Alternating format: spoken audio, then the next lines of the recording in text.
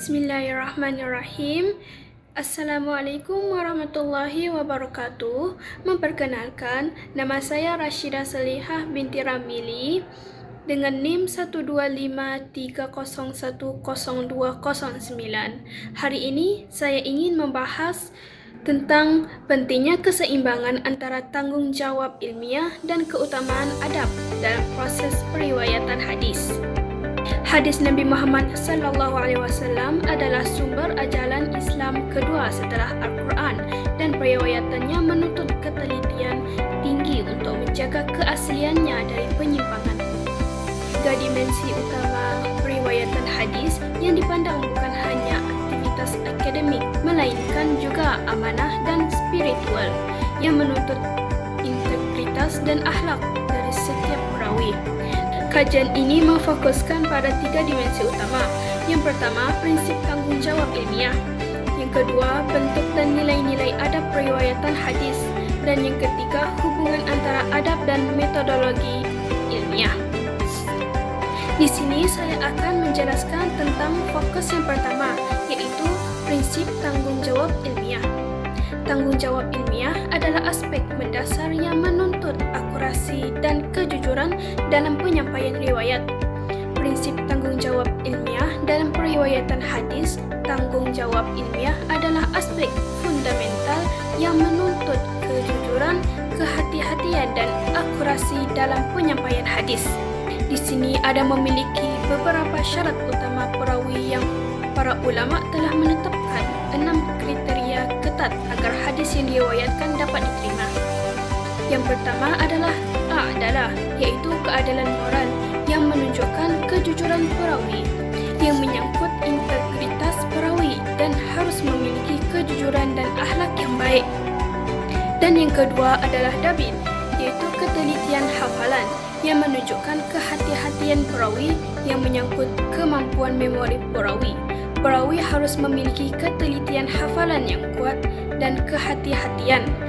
Yang ketiga, tahammul wa al-ada, yaitu praktik penerimaan dan penyampaian hadis.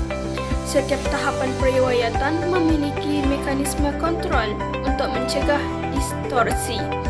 Yang keempat adalah jarh wa ta'dil, yaitu penilaian terhadap perawi. Ini adalah mekanisme kritik sanad yang dilakukan secara terbuka oleh para ahli hadis. Yang keenam adalah tasabbut, yaitu pengecekan kebenaran. Proses kehati-hatian dalam menerima dan memverifikasi setiap riwayat sebelum diterima.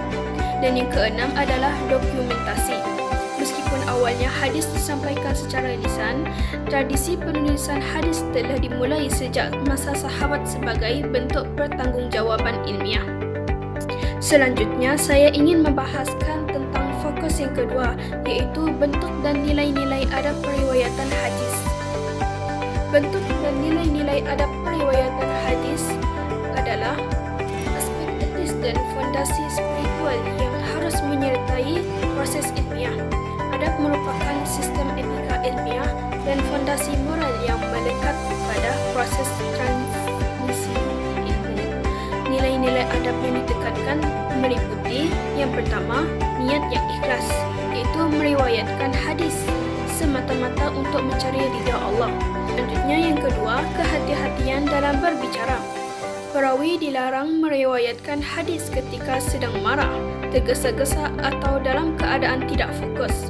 Adab yang ketiga adalah menghormati guru dan sanad. Perawi harus memuliakan gurunya sebagai sumber pengetahuan. Menurut Al-Nabawi, hilangnya adab terhadap guru akan menyebabkan hilangnya keberkahan ilmu. Adab yang keempat yaitu kejujuran dan amanah ilmiah. Perawi tidak boleh menyampaikan hadis yang belum ia pahami atau belum yakin akan keasliannya. Jika seseorang perawi terbukti berbohong sekali sahaja, seluruh riwayatnya akan ditolak. Seterusnya, adab yang terakhir yaitu kerendahan hati, yaitu tawaduk. Perawi tidak menganggap diri mereka sebagai pemilik ilmu, melainkan hanya perantara penyampaian sabda Nabi. Adab ini menjaga agar periwayatan hadis tidak menjadi sekadar aktivitas akademik, melainkan ibadah yang bernilai spiritual. Seterusnya, saya ingin membahaskan fokus yang ketiga, yaitu hubungan antara adab dan metodologi ilmiah. Hubungan antara adab dan metodologi ilmiah dalam menjaga keautentikan hadis. Hubungan antara adab dan metodologi ilmiah bersifat saling melengkapi dan tidak dapat dipisahkan. Inilah yang menjadi ciri khas epistemologi keilmuan Islam. Yang pertama, kita ada adab sebagai landasan moral. Adab berfungsi sebagai pengendali terhadap subjektivitas ilmiah. Misalnya, dalam proses jarh wa ta'dil, penilaian perawi harus didasarkan pada kejujuran dan bukti ilmiah. Tidak boleh didorong oleh kebencian atau kepentingan pribadi. Yang kedua, ada metodologi sebagai kerangka objektif. Metodologi ilmiah memberikan validitas objektif bagi praktik adab. Tanpa metodologi, adab akan kehilangan arah objektif. Seterusnya, kesimpulan bagi pembahasan saya hari ini adalah penelitian ini membuktikan bahawa periwayatan hadis dalam Islam merupakan perpaduan harmonis antara tanggungjawab ilmiah dan adab spiritual. Kedua aspek ini saling menopang dalam menjaga keautentikan sabda Nabi sallallahu alaihi wasallam dari generasi ke generasi. Dengan memahami dan menghidupkan kembali nilai-nilai tersebut, umat Islam masa kini dapat membangun tradisi keilmuan yang tidak hanya kuat secara metodologis, tetapi juga berakar pada keikhlasan dan integritas moral. Dengan demikian, tujuan penelitian ini untuk menegaskan peran ulumul hadis dalam menjaga kemurnian ajaran Islam telah tercapai secara menyeluruh. Sekian pembahasan ini daripada saya. Oleh itu, terima kasih dan Assalamualaikum warahmatullahi wabarakatuh.